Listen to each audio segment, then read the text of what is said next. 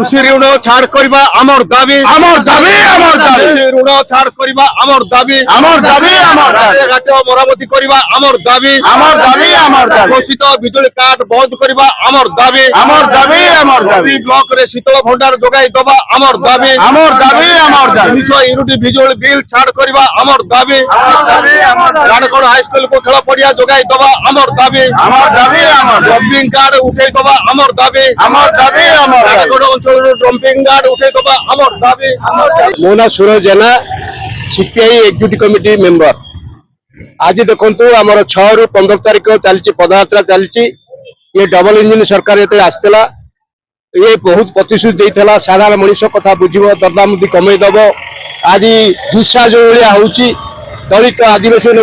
अत्याचार होती ये कंट्रोल कर पारानी डबल इंजिन सरकार डबल कलबल होता बेले लोक मैंने डबल कलबल होता बेले आज सीपीआई पार्टी रास्ता रास्ता ओल्लैची दिल्ली समावेश डाकरा परिवर्तन करने ये बेसी होगा दरकार ना परिवर्तन दरकार आपण ओडिया प्रेस ओडिशा थाऊ थाऊ गुजरात में छापिले 2000 पेज भूल गोटे पेज ने 2000 पेज भूल गण शिक्षा मंत्री कौन जेरस देवु मुख्यमंत्री कौन ना आम नुआ बही छापी बांटू मंत्री मुख्यमंत्री पड़ू ना विधि सीपीआई पार्टी रास्ता बोले वर्षा दिन आज बस्तीवासी उच्छेद होती अरे वर्षा दिन बस्तीवासी उच्छेद कर ठेला जो मैंने फुटपाथ ठेला पकड़ भंगा हो वर्षा दिन भंगा हो तेणु क्राइम कंट्रोल ना ये सरकार तार क्राइम कंट्रोल दिन दीपर मर्डर होती विरुद्ध सीपीआई पार्टी रास्ता बोले पेट्रोल डीजल दर कमेदवा विरुद्ध रास्ता बोले दरदाम वृद्धि कमेदवा विरुद्ध रास्ता बोले दलित आदिवासी के अत्याचार विरुद्ध रास्ता बोले गण शिक्षा मंत्री इस्तीफा देवा विरुद्ध रास्ता बोले दिल्ली रैली की समावेश करने रास्ता बोले यार समाधान करने सीपीआई पार्टी झारखंड शाखा आज पदयात्रा कर जनसाधारण सचेतन करुच्ची केंद्र राज्य सरकार तुरंत होशियार हो ये जो जनसाधारण ऊपर नदी देते तुरंत प्रत्याहार करो नहीं तो तुमको जनसाधारण के क्षमा देवे ना मो भारतीय communist party assistant secretary Sankarshan बारिक भुवनेश्वर देखु गाड़कण गाँ को सबु क्षेत्र में अवहेलित यथा आपण जानते गाड़कण गाँ को जमीदार संपत्ति देते से कांजिया गदा खेल पड़िया डाक्तरखाना इत्यादि इत्यादि हाँपाई किंतु दुर्भाग्यर कथा है आज ग्रामवासी माने सब कलाहांडी मयूरभंज जावाई बसिले कहीं संपत्ति को साग माछ दर रे जीए डिपार्टमेंट राज्य सरकार हाथ को टेकी दौर मत गोटे कथा कहतु आज्ञा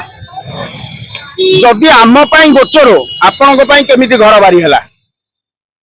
जदि आज्ञा मो अनाबादी आपण केमी हम जदि आज्ञा राज्य सरकार एत आमको भल पाँच 73 74 आम सीजी आपण 14 15 92 93 सर्वे कर 14 15 पट्टा बंटा है केमी आज्ञा है तो ये बड़ बड़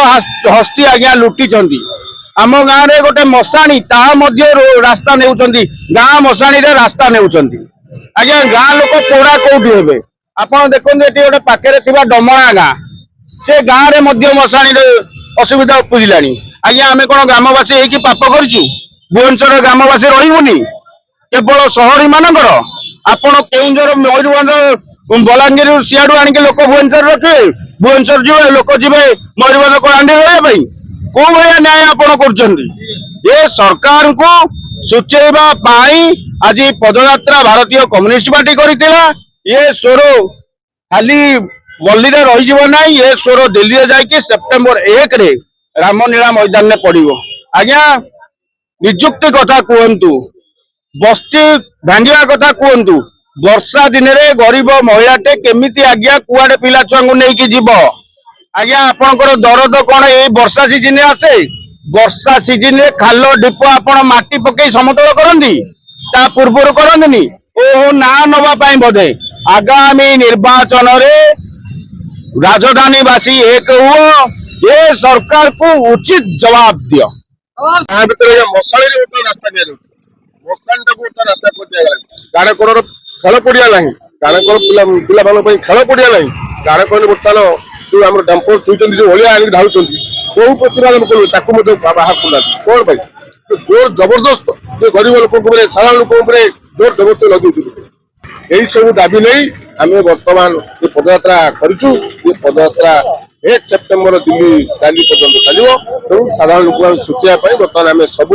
सारा ओडिशा आम बर्तमान सब गलीकंदी लोक मानक जनाऊँ एवं आम सब कथा लोक पहुंचु लोक मैंने उपलब्धि करूँ डबल इंजन सरकार को आनी डबल विकास होची डबल विलास होची विचार करूँ।